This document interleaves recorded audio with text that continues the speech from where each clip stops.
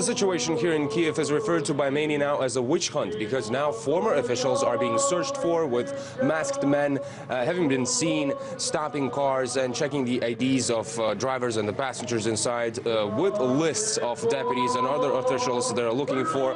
The Party of Regions, which just a few days ago was the key political force in the country, is now under the threat of being banned, while ousted President Viktor Yanukovich has been put on a wanted list, with the new authorities accusing him of being behind the deaths of civilians, referring to the violent clashes and street fights between the rioters and the police in Kiev. The whereabouts of Yanukovych are unknown, but he is believed to be somewhere in the east of the country, where there's a completely different picture. The eastern Ukraine is the country's industrial powerhouse. It's also heavily populated by ethnic Russians, and in general they've been quite critical of what's been happening here in Kiev. For instance, tens of thousands of people took to the streets of Sevastopol, protesting political changes in the country. Sevastopol is Ukraine's second largest seaport and also home to both Russia's and Ukraine's Black Sea Navy fleets. Meanwhile, here in Kiev, the new authorities have taken to the next stage in the fight against their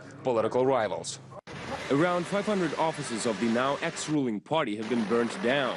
Those with a different political stance are physically attacked inside the parliament. Right now it's more about emotions rather than political rivalry.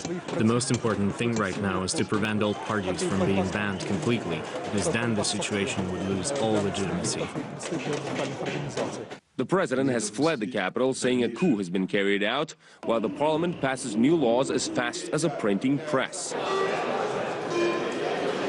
taking down officials and appointing their old political rivals, including putting right-wing hardliners in government posts, such as Egor Piskunov from the Nationalist Svoboda Party, taking charge of the Prosecutor General's office.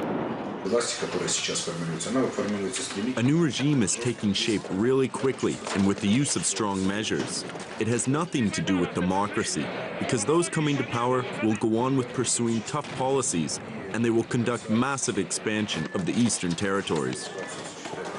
Among the first laws adopted, the banning of Russian as the second official state language, despite nearly 50% of those living in the east of Ukraine being ethnic Russians. The public is told from now on the right wing is going to be heavily present in Ukraine's law enforcement. At the moment, the situation in Kiev is basically controlled by radical people with arms who are pursuing a very, very militant agenda. Mr. Yanukovych is a political corpse.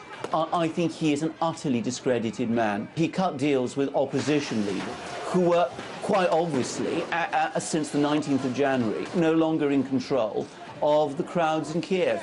There are reports that foreign journalists who've been promoting different values from the rebels have now been put onto a wanted list, as well as trying to temporarily ban Russian TV channels. Many are now raising the question if this is the type of democracy so many Ukrainians put their lives on the line for. Egor Piskunov, RT, Kiev.